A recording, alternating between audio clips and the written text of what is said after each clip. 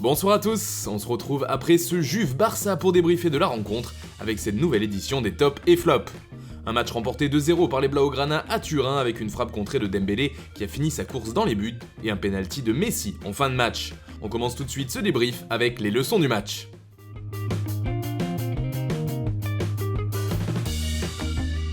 Il n'a ni marqué ni réalisé de passes décisives, mais Griezmann a été bon ce soir. Il a touché le poteau dès la première minute du match, puis combiné à de nombreuses reprises avec Messi et Dembélé. Il a été beaucoup plus actif dans une position de 9, dans le 4-2-3-1 de Coman. Il a un peu levé le pied en deuxième période, mais il a clairement réalisé son meilleur match de ce début de saison avec le Barça, encourageant pour la suite. Décevante en championnat, la Juve version Pirlo n'y arrive toujours pas avec cette défaite à domicile en Ligue des Champions. Malgré les intentions de jeu de Pirlo et un pressing haut, la Juve n'a pas encore trouvé ses automatismes et l'absence de Ronaldo se fait sentir. Dybala a été transparent ce soir et le jeu offensif des Turinois n'est pas encore fluide. Le déplacement chez le promu La Spezia ce dimanche sera déjà crucial pour le nouvel entraîneur de la vieille dame s'il veut s'offrir un peu de tranquillité et de temps pour mettre en place des idées de jeu. Au lendemain de la démission du président Bartomeu, on a vu un Barça décontracté à Turin. Coïncidence, peut-être pas, le climat a été pesant entre les cadres du club et l'ancien président Blaugrana lors de ce début de saison, et cette démission a peut-être déclenché un déclic qui devra être confirmé samedi contre Alaves, puisque le Barça n'est que 12ème de Liga pour l'instant, après 5 matchs disputés en championnat. En tout cas, la prestation du soir devrait rassurer les socios.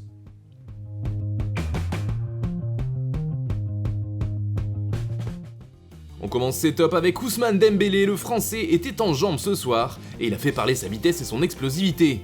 Insaisissable sur son côté droit, il a plusieurs fois mis à mal la défense de la Juve et c'est lui qui marque sur une frappe contrée après un petit numéro en solitaire. Lionel Messi a lui aussi été bon ce soir, on a senti la Pulga très investie contre la vieille dame.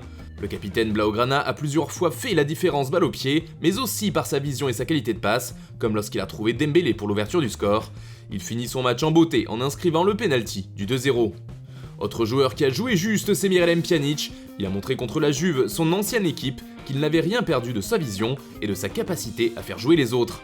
A noter toutefois un peu de fébrilité en début de match, comme cette mauvaise relance dans l'axe qui aurait pu coûter cher au Barça.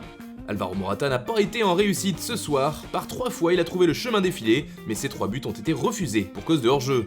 Il mérite toutefois d'être au moins mentionné, comme Griezmann que nous avons évoqué précédemment, et puis 2 derniers joueurs figurent aussi dans ces mentions, à savoir Rabiot et Pedri.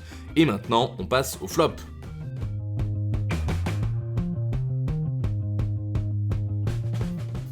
La partie de Merih Demiral a été très compliquée ce soir. Souvent à la peine, il n'a jamais été rassurant dans ses duels mais aussi dans ses relances beaucoup trop approximatives.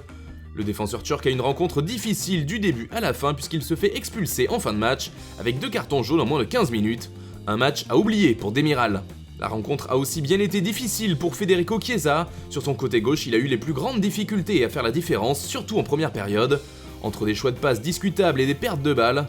En deuxième mi-temps toutefois, la nouvelle recrue de la Juventus a réussi à être moins mauvaise, mais sans faire oublier ce premier acte catastrophique. Paulo Dybala a été décevant ce soir, on en attendait certainement plus de lui, surtout en l'absence de Cristiano Ronaldo, mais l'Argentin n'a jamais montré qu'il était l'homme de la situation et n'a pas porté les siens. Parfois absent du jeu, le numéro 10 de la Juve n'a pas été étincelant ce soir, bien au contraire.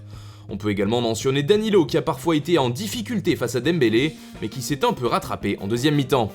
Voilà, c'est tout pour ce top et flop, n'hésitez pas à nous dire dans les commentaires ce que vous avez retenu de cette partie et quels sont vos tops et vos flops. On se retrouve dès demain pour une nouvelle vidéo sur Foot Mercato.